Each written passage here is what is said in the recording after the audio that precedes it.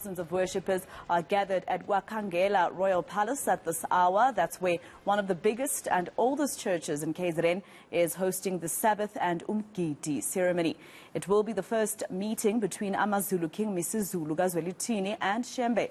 So what could come out of this meeting and the Sabbath ceremony? Well, senior reporter Siphamandla Goge is following that story for us, and he joins us now live. Siphamandla, just explain to us the importance of the history between the Shembe Church and the AmaZulu nation, why today is so important. Well, history has it that it dates back many years ago. In fact, there is a historical record that the founder of the church, Prophet, did visit the then king of AmaZulu, King Dinuzulu, and various leaders of the church have visited various leaders of AmaZulu nation before. So this is something that dates back many years ago. But this tradition, if we can call it that, was revived in 2013 after almost 3 years of what we can call tension between the church and particularly the late king of AmaZulu, King KaZwelithini who was prevented from going to Ebuhleni to see the ailing leader of the church at the time, and that was Inkosi Uvimbeni Utingo Lwenkosazana at the time. And then after that there was tension for about 3 years, up until senior members of the church came to the palace to apologize for that act. Bongamkize, who is my hard-working colleague, will show you Unyazi Zulu is inside that caravel over there. He has just arrived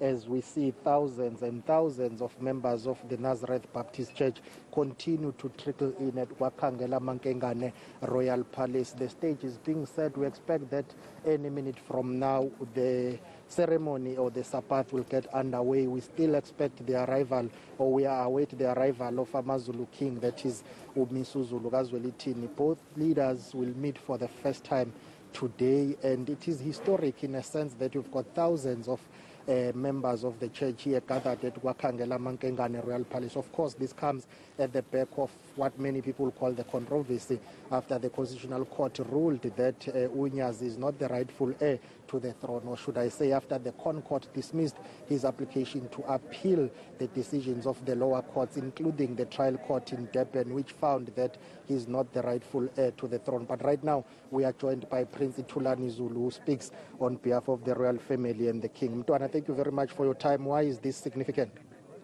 So significant, as we have said. This reminds us of 2013, on the 4th of August, when the delegation from Unyazi came to this palace to see the king for the sake of apology. They brought 10 cows as a sign of cleansing the throne, because the throne has been insulted when the king was denied access when he wanted to see Utingo Lwenkosazana. But today, people will wonder why this is here at Kwa-Khangelamankengane, because such ceremony, although Unyazi used to start here before going to Enyogeni, but today this November ceremony is held here at Kwa-Khangelamankengane. As I have said, on the 4th of August 2013, it started here. Everything started here for the first time, where Ukuthela Manzi, as our custom, took place. So it was necessary for Unyazi to come to the very place, because we remember it's the first appearance of Unyazi after the untimely demise of His Majesty the King. So this is the palace of Umtanenkosi, the Queen Mantombi, and this is the palace of His Majesty. So both of them were here. So to just in their memory and to honor the value of stability and the peace that the king wanted to happen. That's why we're here. There are those who are saying, well, AmaZulu King MisuZulu KaZwelithini shouldn't have met with Unyazi because of the Constitutional Court ruling. What do you make of that? You know, when I'm talking about 2013 up to now, King MisuZulu, who was the prince by then, he was an ordinary member of this very church. Usually royalty belongs to Anglican Church, but it happened coincidentally that this king who was the prince, he came straight to be a member of this very church. So when Unyazi comes here, we don't want to interfere to things of the court, because we are talking here of the church, spiritual, African spiritual church, not the constitution and all that. So we don't feature to that. Is the king taking the second wife from Eswatini? I don't know. I have no idea. There are also reports that the coronation planning and preparations are underway. What do you know of that? Is the coronation going to happen in December? There are those who are threatening to interdict it should it go ahead.